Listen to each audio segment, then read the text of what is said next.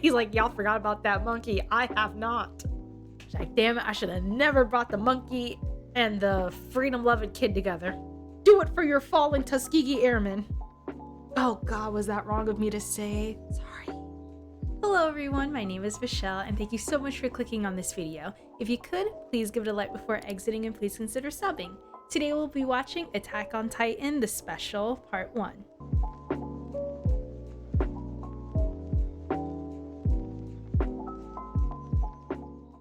Chapter 2, Sinners.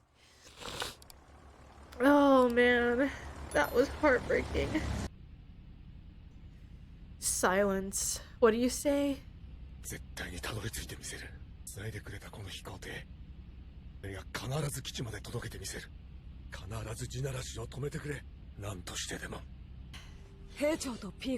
Armin's now leader.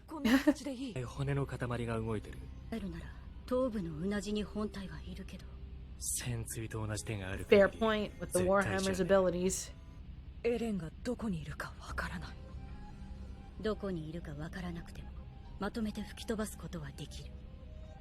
あなたがレベリオ軍港を跡形もなくしたように、あなたの超大型巨人なら。How much more can Armin take at this point? 確かに。それが一番有効なやり方だ。でもそれはエレンとの対話を尽くしてから、それでも他にエレンを止める術がない時の最終手段だ。Mikasa's still holding on for hope. He's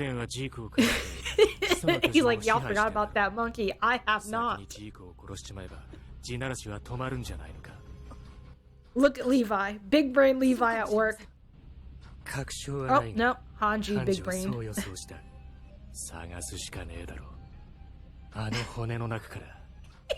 He's like, I'm gonna kill that monkey. I ain't never seen someone hold a grudge like Levi and Aaron.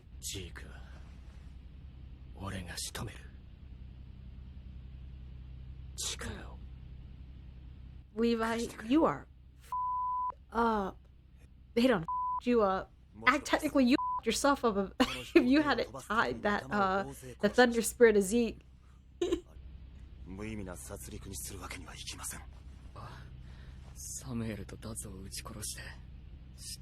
Yeah, at this point everybody's got blood on their hands. At the end of the day, it's all about what you can live with, what you can live with, and what you cannot live with. It's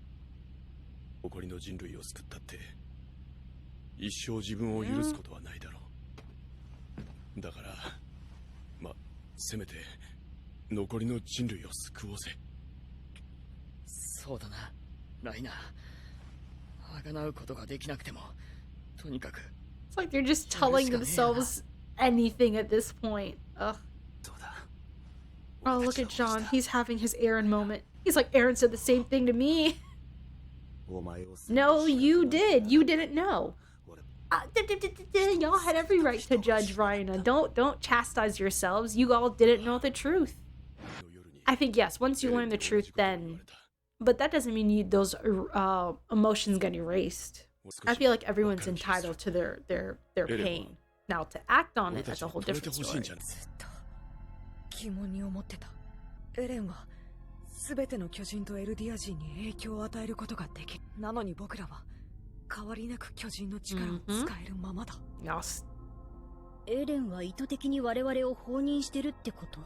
But why? Unless he wants to be stopped. Yeah, it's agonizing to the point that he's up in the sky as a child not seeing any of this.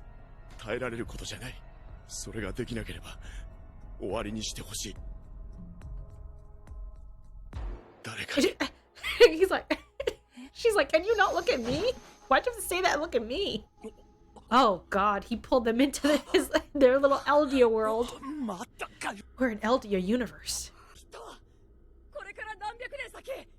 That ain't the goal, honey. Sorry, Armin.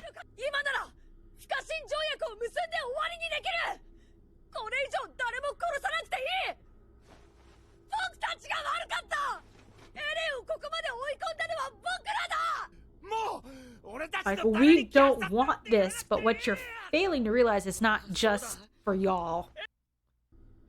サシャのことでお前を憎んだけど、本当はお前だって悲しかったんだよな。なのにちっともお前の立場になろうともしなかった。Yeah, that's not going to change things. エレン、私はあなたの罪を一緒に背負いたい。 This is beautiful. The あなたと同 stars. じ罪が私たちにもある。私たちを遠ざけないで。だからお願い、帰ってきて。地ならしは止まらない。パラディ島の未来を運に任せて放棄することもない。進み続ける。 They're like, damn it, did you not just hear us beg you? おい、 I spy a little kickable Oh, Mikasa took off running real quick. 俺は自由を手に入れるため世界から自由を奪う。お前らからは何も奪わない。お前たちは自由だ。お前らが世界の自由。俺たちがやることはただ一つ。 Oh, that is so creepy. 戦え。 Oh god, that is creepy as all hell. They're like the little weird twins in that hotel, that hallway, and they're just standing there. 俺を止めたいのなら You'll have to kill me. 止めてみろ。 Aaron, you are not making any of this easy on anyone. なんだ、どうした。 He's there driving the plane, piloting the plane, and they're just like, they're all having a conversation in their head. The guy's like, well, 交渉の望みは強い。 yeah, exactly. We fight. He said fight. I guess we gotta fight. Oh, the eyes are beautiful. すでに国としては立ち行かない状況にあるでしょう。 You gotta love that Kiyomi still looks all put together. Her turtleneck, her suit jacket, her hair. 絶品ですよ。とエレンを結びつけたのは私です。 She's like, damn it, I should have never brought the この monkey 大殺戮 and を the 招いた罪を freedom-loving あ kid がなす together. べなど。じゃあもしまたやり直せるなら I would have never let the freedom-loving kid and the monkey meet. パラディ島を見殺しにする。 Yeah, you. 時が咲く。 Exactly. It's like you're stuck between one horrible choice and another horrible choice. And that's all this is. Horrible choices everywhere. Like, what's the right path? I will say, Siyama wrote a story where it's like, there's no easy answer. There's no right choice. There's no wrong one. There's, like, you can see where everyone's coming from. Well, yeah, you can see. It doesn't mean you sympathize with where everyone's coming from, but you'd certainly see it. Excellent storytelling. 得もなく他者を尊ぶ気持ちに。 That is a question. Thanks for letting us out. しかメガタの巨人は他の巨人の一部を取り入れることでその能力が発現するんでしたよね。やっぱりだ。じゃあ。じゃあもしかしたらなんとか The little Wonder Twins. まさか本当 う に。る She's さい like, だけでも shut up. The Wonder Twins are big braining. ジークの記憶を Exactly. You saw memories from Zeke. はい。僕はジークさんの脊髄液で巨人になりまし Mm-hmm. そう Oh, okay. Keep talking. Let me hear more. た。一番よく見る記憶は雲の上を飛んでいた記憶です。本当に飛行船を奪って逃げられると思ってるのか。 We're gonna お try. 前らエルディア人。 Listen here. You're still finding time to be racist when we're all about to die. We're all about to die because y'all couldn't stop being racist. Like, that was not the time. 気でも残っていればいい。分かってる。 Put the pedal to the metal. Let's go. Oh, God. Aaron's big Titan just going along. Aaron's Titan looks like a meatless version of... I forgot his name. Historia's father's Titan. Like, Aaron's looks like that, but meatless. Lord Rice. 巨人の手が届かれ空から吹っ飛ばすんだ。 Yeah, that ain't gonna work. 人類すべての。俺たち助かるのか。 Ooh, loud in my ear. この責任は我々すべての大人た Thank ちにある。 you. 憎しみを利用し、 Own it. 憎しみを育み続け、 Yes. 憎しみに救いがあると信じ。 Hate will never bring you salvation. Let it go. Let all that, whatever hate you're holding on to, let it go. その結果、あの怪物が生まれ、我々が Jesus, 与え he 続 looks けて like き a た憎悪を gremlin. Oh my god, he looks like the long hair for the, is it the Grudge or the Ring? Whichever. One of them little heifers with the long hair. 二度と同じ過ちは犯さないと。 You won't get the chance to repeat the mistake if you die. When she was pregnant with Ryan.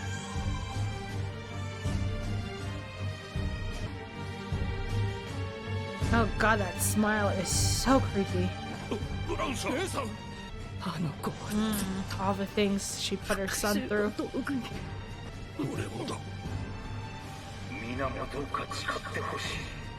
Yeah, wake up. I mean, it's a horrible time to be having an epiphany considering death is on its heels. You know how they say death rides a swift horse? Death rides a meatless Aaron Lord Vice lookalike. Ooh, Aaron, why you look like that? Where's the meat on you? Oh god, he looked at us. Oh god. Ugh, he's so creepy. Aaron, I love you, but you gotta go because you just by the sheer creepiness of your Titan, you got to go. The fact that Titan look. Bomb that. It's like a roast, like a bug that won't die. Get a slipper and smack it. Let's drop fire on these fiery creatures. Aaron's like, you think that'll stop me? Think again. Oh god, he's just creating the Beast Titan off his off of his little centipede bones. Oh god. He's launching. Well, from my viewpoint, I can see this is failing. Dude, ooh, the image! Oh, I love this!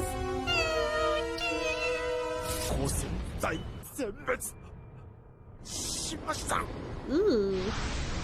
What's up, Beastie? Levi's coming for you.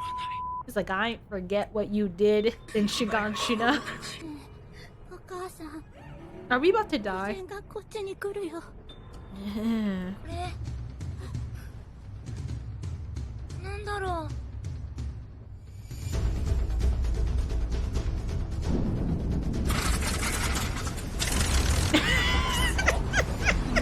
Like, mommy, is that hope I see in the air? Come on in, Yakupone!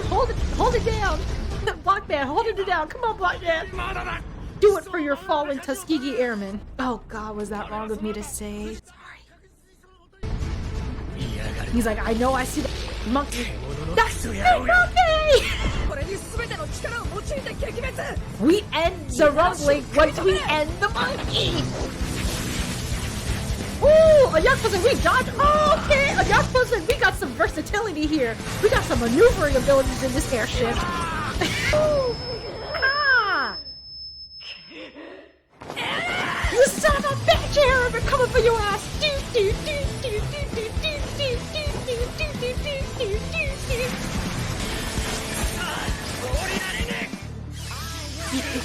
Rhino, why doesn't Rhino try to transform into the armor type? There he goes. Let's go, Rhino! Take out that monkey! Oh. Okay, it's you. Let's go, you little quadruped looking freak. You're the real MVP of Yakupone! Oh. And Yakupone, I'm gonna need you to live. Land.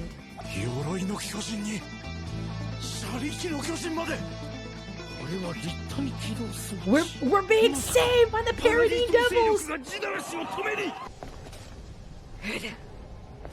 Where you at? Oh, we're still asking questions. Once we drag you out of there. In what way are you free? He's like, Armin's like, look what you put us through. Okay, so that was Attack on Titan, the final season special. Part 1. Listen, we have been hearing Attack on Titan final season for like damn near 3 years now. Land the plane, Mappa. It's time to land the plane. Take some advice from Onyankopon and land the plane. Part 2 better be the last part. Because if I hear final Attack on Titan, final season special part 3, we're going to have problems. land the plane. Okay. Okay, so that was part 2, and lord, death and destruction, but we said goodbye to Flock. Flock is, I don't hate Flock. Like, I feel like Flock, not only does he serve his role in the plot, but mostly he's like someone who takes Erwin's, how can I put it? He is someone who sees the image of Erwin without seeing the human behind the image he put out. If you get what I mean, like Erwin put on a mask, but beneath it, it wasn't really, it's like he didn't hear Levi's last words. Like Erwin became what he became because I think he said because we put him up to it. We forced this upon him. That's not who he is. Or maybe Flock does understand that, but the circumstances are so dire that, you know what, you don't get the opportunity to revel in who you are as a human being. You put on that mask, you wear the face of the devil, and you do what needs to be done. So yeah, I guess Flock didn't like I will say they did bastardize his the whole devote your hearts to the cause, and I do think they definitely took that to, how can I put it, I feel like the scouts represented, I don't want to spoil, that's the thing, that's the tricky thing, I don't want to spoil anything, so I'm gonna wait for that the next part to come out to really get into like Flock and the meaning of the scouts and the Survey Corps and what it was really all about, and how things just got twisted on its head with the arrival or the revelation that there are more people out there, because I think that changes so much once you realize it's not just humans fighting monsters, it's humans fighting humans. So then the words of Erwin kind of become trickier. What they fought for, what the Survey Corps fought for, it kind of changes. It's not humans fighting monsters and fighting for their, well, it is fighting for their survival, but I think it's not as black and white. It's not as simple. But Flock, when he comes into the story, it's so tricky. Like I don't want to hate Flock. I feel like that's just too easy. Like, it's also like Gabby. I feel like hating Flock is too easy, and it's a disservice to the writing. I think hating Gabby is too easy. Like Gabby and Falco. Like, I understand that Falco was raised by restoration, as his viewpoint isn't, he didn't undergo the extreme indoctrination, the brainwashing that Gabby underwent. And I feel like he puts them together as a way to sort of help Gabby along, help her get to the other side by having someone like Falco at in her life, in her story. Because I feel like definitely Falco's kind of like dragged along, and it's really more so Gabby's story. But yeah, like I said, I don't want to hate Gabby just because of things she's done. I don't want to hate Flock just because of things he's done. I don't want to hate Zeke just because of things he's done. Same thing with Annie. Like, I distinctly remember Annie killing a lot of the Survey Corps, because that was like really the moment that grabbed me in Attack on Titan. Like, when the female Titan appeared, that's when I really got invested. Like, I was already enjoying Attack on Titan from the whole Aaron's the Titan reveal, but once that story kicked in, but I distinctly remember the way she was killing them was just, it's the same thing with Zeke. The way, I think Levi's the one who calls out both of them. Like, he says to Zeke, you were enjoying the way you killed my men, those soldiers. And he says it to Annie when she gets caught, when Erwin and the Survey Corps catch her. Like, I watched the way you killed them. You took pride and you enjoyed the kill. And Levi's like, that's okay, I enjoy it too. So I feel like this whole, it tortures them to do it. I agree. And maybe the way they find some kind of ability to commit these atrocities is by finding a little bit of joy in it. Like, Annie takes pride in her fighting and her skills and her ability to man the female Titan and use it to its capabilities. It's a sense of pride for her, and that's maybe where the enjoyment comes out of. Even though she struggled with committing these atrocities, she doesn't want to fight anymore, she doesn't want to kill anymore. At the same time, you think back to those moments where she kind of heartlessly ran through them all. Like, you can find these little breaks in character in all of them where there's a conflict, and I don't feel like one invalidates the other. Like, both can be true. Annie enjoyed the kill, but Annie hated it at the same time. I feel like both of these things, while they on the surface conflict, it can coexist. Like two truths can exist in the same sentence, or at least in the same paragraph in this case. But yes, this part, that opening scene with Ramsey, Aaron and Ramsey, and Rhaina and Aaron back in the internment zone and Marley are like parallels to each other. I do think there are some direct differences, as I think there's as much differences as there are similarities. For Rhaina, there was a personal motivator behind his mission. Like, yes, I'm looking to save the world, but personally, I want to be a hero. Like, a part of me killed all these people, including your mother, because I wanted to be a hero. I wanted to be respected, wanted amongst my people. He didn't want to have to keep living this life of shame for what he was born as and is told it's a sin. He wants to alleviate that pressure, that hatred off of himself. And so succeeding at this mission will accomplish that. So it's not just about the greater good, it's also a personal motivator. So for Aaron, it's not also about the greater good. It's not also about saving Eldia or saving his friends, which is really what I think it's about. It's saving his little group of friends. It's not just about them. There's a personal motivator for him as well, and that's to wipe out all humanity. I really thought there was no humans out here. I didn't know there were like governments and people. Like, hell no. Who said this was okay? It is not. This did not line up with what I had in my head. And so y'all's got to go. Like, this was a disappointment. Aaron got to the end of the book, saw how it ended, and said, shit, I was disappointed. So you know what I did? I got a match, I lit it on fire, I recorded it and posted it on Twitter. That's essentially what he did. He said, I'm gonna wipe out all of humanity. I was completely disappointed that it wasn't like what I saw in the books. And I feel like that also, well, let me finish Rhaina and Aaron up first. But Rhaina confesses his great, like, mortal sin, his own personal motivation behind the atrocities he committed, to Aaron, a man who can 1000% understand what he's saying. Because I feel like it's driven more at home in the manga than it was here.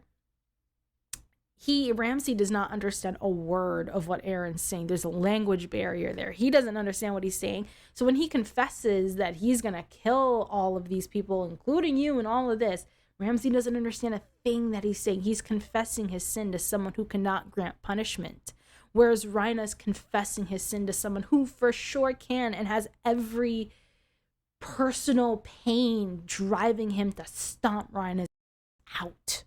And he's looking for that. He's looking for, in that moment, just to get done away with the things he's done. Whereas for Aaron, it's not the same. Granted, I think it's harder for Aaron considering the amount of power he wields. I don't think it can be it's not an easy passing of a judgment as Aaron could Rhaina. He confessed to someone who could not hold him accountable or could not pass judgment upon the sin he would then commit. Someone who couldn't even understand what he was saying, but he had to tell someone. But this Ramsey was the safest person to confess his sin to, or probably the only person he could at that point. But yeah, to then tie in Aaron's motivation versus Armin, I've always got the feeling that Aaron was someone who his pain was, or how can I put it? Aaron's frustration in the beginning of the story. And when I say the beginning of the story, I mean, well, all the things we didn't get to see prior to the first episode when the walls fall, like prior to Armin telling him about the book he got from his grandfather. I feel like Aaron was someone who probably lived with a lot of shame over the way they lived. I feel like he hated feeling like cattle. He hated feeling locked up. He found no dignity in that, and it led to a rage inside of him. And I feel like Armin's dream kind of help like he took those feelings and then it got interposed onto Armin's dream, and it kind of had a purpose now. Like those feelings of feeling trapped, of the shame and the anger. I think his anger came from the fact that everyone was fine living this way. That's why he idolized the Survey Corps, the Scouts. Like, at least they're fighting to get out of this little pen that we live in. So Armin comes along with this grand dream, and it's the thing is, Armin's able to find peace within it because Armin's able to recognize that those things are still out there. It's all out there still. It's just a bit more complicated to see it. There's more complications along the way, but those things that he saw in that book, that dream, it's still true. It's still real. Whereas for Eren, that wasn't necessarily his dream. His dream was freedom from feeling trapped and the shame that comes along with the way he had to live. That just because these things were out there, the water like flames and the mountains and all of these beautiful the seven wonders of the world, essentially.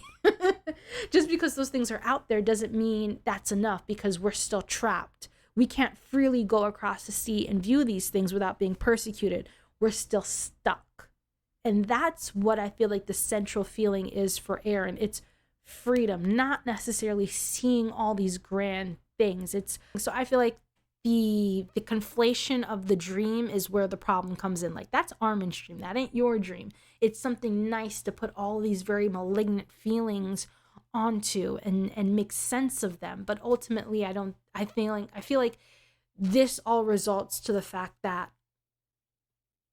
he was clinging on to a dream that wasn't his own. So when the truth came out, it was hard for him to reconcile the reality versus the dream, because the dream was freedom.